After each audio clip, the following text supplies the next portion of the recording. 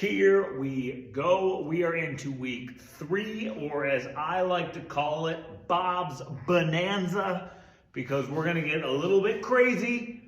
We're going to throw some bigger numbers at you, as you've already seen the program layout. Now, I know you like to keep things heavy. You like to keep things smaller numbers, but for right now, we've already gone through 2 weeks of just very easily getting you back into it. So now is that point where we're still going to stick with the majority of our program, easing you back in, but we want to start introducing some things to really get your heart rate up a little bit. So we have just a couple with the bigger numbers, but consider it a test of mentality. If you can mentally get through those big numbers, then you'll be able to push through anything. Up, we have a plank dumbbell push and pull. So here it is. First off, got to get your dumbbell. Got our dumbbell.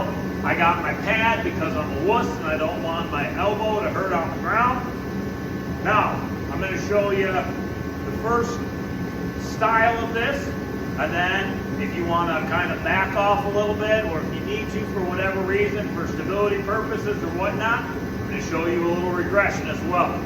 Sorry for the noise in the background, that's my heater. It's cold in here. So, I'm going to single arm plank on this bad boy. I got my dumbbell right under my shoulder here, and I'm just going to push it forward as far as possible, and then I'm going to bring it on back, right back under my shoulder. You do not have to go all the way back when you bring it back. You don't have to bring it back here. Just right to the starting point. Then I'm going to slide it forward again. Right there. Cool? Now, if you need to, instead of being on the ground or on a padded surface, grab yourself a little elevation. Remember, the higher up you are on the plank, not necessarily the easier it gets, but the more stable it is. So, if you need to, whatever your elevation may be, a bed, a box, whatever. I'm going to go ahead and elevate myself on here. And again, still push forward, push back, push forward, push back. Now, if you don't have access to anything medium size, and let's say you just have access to your bed, which is about the size of this bad boy right here, I'm going to have you do this. So, once again, let me just straighten up here. You're going to be in a side plank, kind of hanging off the side. And I'm going to have you grab that dumbbell, and you're going to pick it up, and you're going to move it forward as far as you can, and then pull it back. So pick it up, move it forward, pull it back. Still, all core, your core is very, very tight the entire time you're doing it. I don't care which one of these 3 you do, you're going to get benefits from all of them. The first one I showed you is going to challenge your stability the most, but they are all very, very good exercises. So start where you need to, and we'll progress where we can. We have a Z sit. Don't ask me why they call it a Z sit, it just is. Wow, it's a really weird angle to look at myself. My body looks so small, but my legs are so long. All right, anyway, back to business. So we're going to spread out our feet. So we have more of a V. I don't know why they don't call it a V sit. You want to try and keep your legs as flat as possible. That is your goal. It doesn't have to happen. That's just the goal, okay? So legs as flat as possible. And my torso is as high up as I can possibly get. Staying nice and tall. That's going to keep my core tight. And now I'm just going to toss that medicine ball or that slam ball as high as I can and bring it back down. This doesn't have to go super fast. It's not. See how the ball gets a little ahead of me if I go like that? So kind of reset every single time right before you throw. Tighten those abs right before you throw, everyone. Your abs will tighten themselves as you catch it. But this is one of those that's going to be a little bit higher numbers. But remember, it does not have to go super fast. So if you need a little breather, put the ball down, give yourself a little break, and then go again. I know it says only 12, but these things can really, they make breathing pretty difficult. So remember, as you throw it, sharp exhale on the throw, inhale on the catch. Get your breath about you, and then, whew. Cool? Keep your breathing about you, and this exercise will not be nearly as daunting as a lot of kettlebell swings. We've done them before. You know they're a fan favorite of mine. Let me go ahead and grab my kettlebell outside. Sorry. I'm ill prepared. I'm just so excited to get on camera with you. I didn't have all my equipment ready. So I'm going to go from the side. So I'm sure you remember I preached it every single day at any time. I'm going to preach it now. Hips only. It is a hip movement. So I want to see your hips go out, and you are pushing that weight forward with your hips as well. Right here. Hips out. Remember that kettlebell only needs to go up to belly button height to get maximum efficiency. And then you go all the way down with it. Don't fight it. Let that kettlebell just fall under your hips so you're going down. This is where you should be. And then you push those hips back forward. In case you forgot where to feel it, you want to feel it in the back of your legs and your hamstrings. You want to feel it in your butt. And you want to feel that core tighten up as you lock out up here. Remember, kettlebell only needs to get up to belly button level. You are going to 20. I know, let that sink in for a little bit, but you're going to 20. If you can't get 20 right away, because I know you only have, I believe, a 40-pound kettlebell, which is pretty heavy. So, if you can't do all 20 right away, let's see you do 13 or 14, and you were just gassed. You need a little breather, at least for the first round. Put it down. Take a couple deep breaths. Give yourself about 3 deep breaths, which is going to be about 10 to 15 seconds, and then try and finish it out. All right? You don't want to take too long of a breather in between. So if you can't get 20 all at once, perfectly fine. Do what we call a rest pause set. Do as many as you can. Rest for a very short period of time. Finish it out. If you have to do that once, great. If you have to do it twice, that's fine too, just as long as you get to that 20.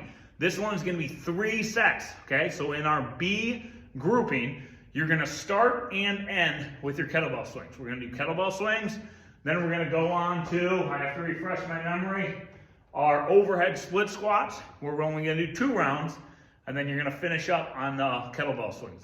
Overhead split squats, so I'm going to say overhead because I would like for you to use a weight, but at the same time, you probably haven't done a ton of split squats maybe in a while. So if you need to, don't use any weight.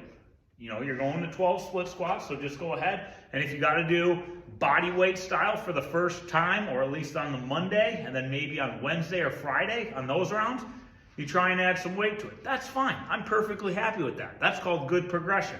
But for right now, for the case of the video, we're going to use a dumbbell. So you are going to just hold it, you guessed it, overhead. I'm going to go on the side so you can see my legs here. My opposite leg is back, so I'm holding it with my left.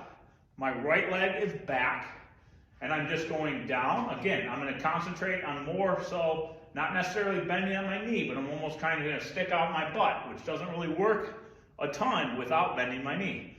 So I'm just going down right here. You see how I'm in that pretty much nice 90-degree bend in my knee? That's all I need to go. I don't need to touch the ground. So right down, right up. My weight is all on the heel of my front foot. I'm always on the heel of my front foot. If I feel like I am going up to my toe, that means I'm leaning forward too much, and I either need to get a longer stride or I just need to lean backwards a little bit more. But stay in that position. Have something next to you if you need to, again, put a couple fingertips on. Give yourself a little bit of balance if you need to. Everybody needs it. I know that more than... We're into our C group here. Again, we're back up with our big numbers. This is another one to get our heart rate up, but it is not a super complicated one. I think I said super complicated one. It's our touchdown squats. We've done them before. Again, might have been a while since you've done them before. I have a weight. You do not need to use a weight if you do not want to right off the bat. Again, Monday, let's say you just do body weight, maybe Wednesday or Friday, you throw a weight in the mix. Completely up to you. But here we go. This is how we're gonna do it. This is a little refresher course for you, all right? So, feet together. I'm gonna jump out wide, just a baby hop, not a big leaping jump, just gonna jump out wide. When I'm wide, I'm gonna go down, I'm gonna touch the ground, if I can. If I can't get all the way to the ground right away, that's perfectly fine. A nice reach, at least below your knee level. That'll be all I really need. Once you do that, coming back together, that's one. We're going to 20. Once again, just like the kettlebell swings, if you need to do a rest pause, that's perfectly fine. But make sure that your jumps are nice and soft. Remember, softer the jump, the easier it is on the knees. So, soft out, coming in. Then reset. So, breathing wise, I'm gonna exhale as I go down, and a sharp inhale on my way back up. So again, don't forget, all 20 of these in a row, not a deal breaker. If you can't get them all in a row, if you get 12, 13, 14, need to take a little 10-second breather, perfectly fine. But you gotta get to 20 before you... And I listen. You wanted to do some dead bugs? Let's do some dead bugs. All right, so we're just gonna do the traditional kind of a dead bug today with a slam ball, excuse me. So, biggest things to remember, knees right above your hips. All right, knees out here, no good. This is gonna make maximum tension in my core. So knees always above my hips. We're gonna put that slam ball right in between our knees. And then opposite sides extend. So right hand, left leg, extend. Don't touch the ground with it. Try and keep it off the ground, because if you keep them off the ground, all that tension's right here. Back together. Rest for a second when you get up to the top. Extend. Pause for about 1 second. Back together. I don't want this. This is no good. If you go super fast, your core, your abs aren't tight at all. You're losing contraction, all right? You want to go nice and slow and controlled. At the bottom, pause for a second. At the top, pause for a second.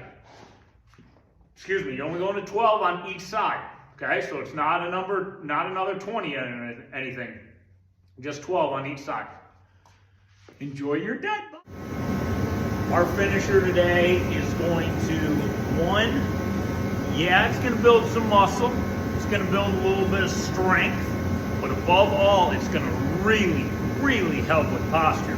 I like to use it as a finisher.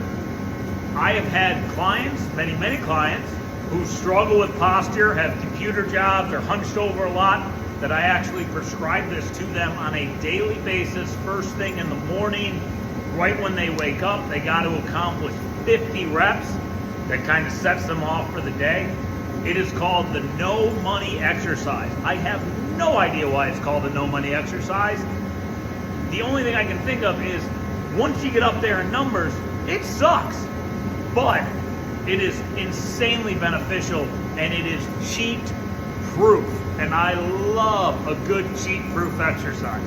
So first thing I want you to do, grab a resistance band. You got them, I know you do. You're gonna hold it underhand, okay? Tuck those elbows into your rib cage so your elbows aren't moving. That's the big thing. You gotta make sure those elbows are in your rib cage. If you come out here with it, it's gonna still work, but it will absolutely lessen the effect. So if you need to adjust the resistance, you know what to do. Widen the hands a little bit, gets a little bit easier. Put them together, gets a lot harder. So, get a nice comfortable feel for it. Tuck your elbows in, and all you're gonna do is you're gonna pull it apart with your elbows still in your rib cage. It is very easy to try and pull it apart as far as possible, and those elbows come out. That's great for your shoulders, but it's not ideal for your posture building, which is what we're really focused on here. So we're gonna do strength, shoulder building, and posture all in one. So keep your elbows in, and just that tiny little movement out is all you need. You're gonna feel a lot of pressure here, but you're also gonna feel it in the back of your traps as well, and it's gonna help. See how my chest is pushing out and my shoulders are pushing back? It's almost like a memory muscle.